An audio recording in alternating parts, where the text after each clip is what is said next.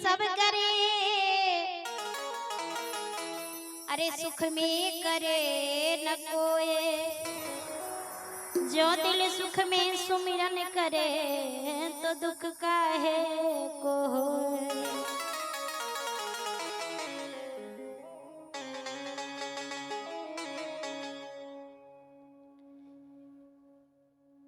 और आखिर गुरु का अर्थ क्या होता है? वास्तविक में गुरु किसे कहते हैं?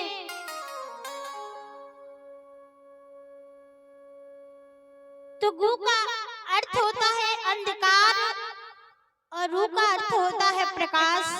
यानी जो अपने शिष्यों के अंदर अज्ञानता रूपी अंधकार को दूर कर ज्ञान रूपी प्रकाश फैला दे, वही हमारे सद्गुरु हैं।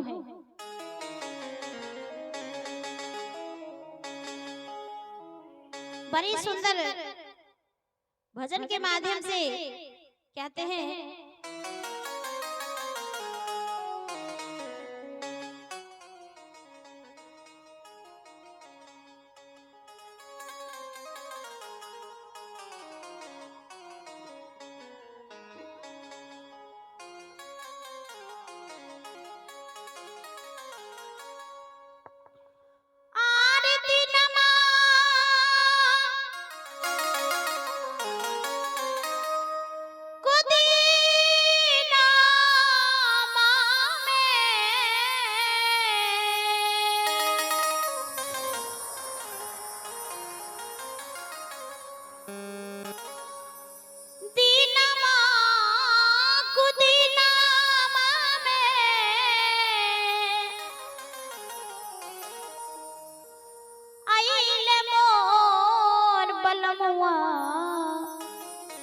कहलन जल्दी चला। और मैं फिर से बता दूं आप सबों को कि YouTube चैनल के माध्यम से आप सभी हमारे आवाज में बहुत सारे निर्गुण भजन, स्वर, समदान, पराती, मंगल, झूमर, लगनी, बटगबनी, बरमासा, छमासा बहुत सारे भजन सुनते हैं। और YouTube चैनल के माध्यम से आप सबों का प्यार आशीर्वाद हमें मिलता रहता है। इसी तरह अपना स्नेह बनाए रखिएगा और हमारे YouTube channel Aarti Kumari official को जरूर सब्सक्राइब करके लाइक, कमेंट, शेयर जरूर करें, ताकि आप सबों का प्यार हमें यूं ही मिलता रहे और मैं आप सबों को एक से बढ़ के एक सत्संगी भजन सुनाती रहूं।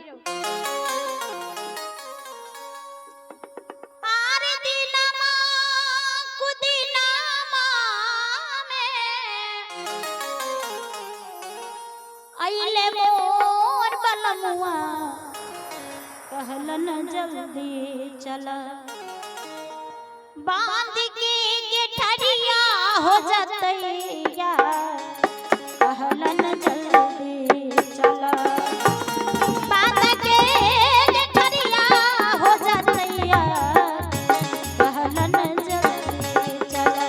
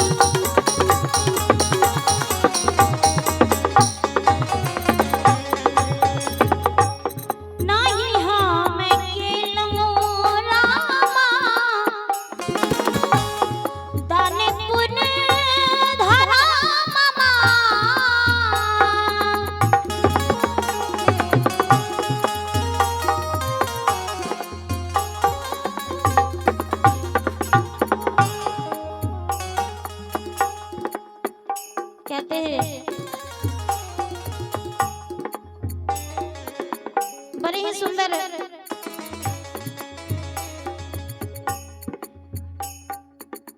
रहीम कवि जी कहते हैं कि मेरा मुझ में कुछ नहीं, जो कुछ है सो तेरा, तेरा तुझको सौंपता क्या लागे है मेरा। कुछ लोग ऐसे होते हैं जो धन को संपत्ति को ऐसे पकड़ के रखता है जैसे कि यहाँ से लेके जाएगा। कभी जिंदगी में धर्म कार्य में भी और किसी के उपकार में भी, किसी के भलाई में भी और कहीं भी दान पुण्य कुछ नहीं करते हैं जिंदगी में, ना ही कभी साधु संतों को भोजन कराया, ना सेवा में लगाया। कुछ लोग ऐसे होते हैं। लेकिन रहीम कवि जी बड़ी सुंदर शब्द कहा, कहते हैं कि हे भगवान, हे ईश्वर, ना ही मैं कुछ लेके आया हूँ, ना कुछ लेके जाना है। हमारे पास जो भी कुछ है वो सब आपका ही दिया हुआ है, तो क्यों ना मैं इसे ऐसा कार्य में लगाऊं कि मुझे यहाँ से जाने के बाद भी काम आए। नहीं हम अकेलो रामा, नहीं हम अकेलो रामा, दान पुण्य धर्मवा कहलन जल्दी चला, नहीं केलो साधु सात संग कहलन जल्दी चला, नहीं केलो साधु सात संग कहलन जल्दी चला।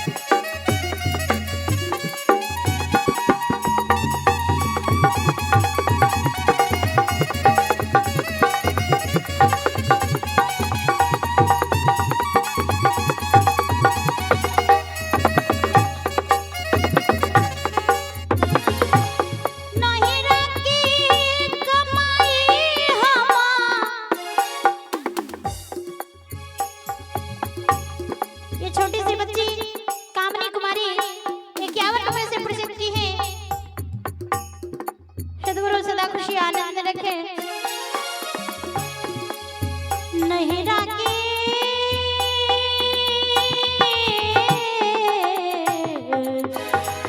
नहीं राके नहीं राके कमाई हम नहीं रे में कहलन जल्दी चला।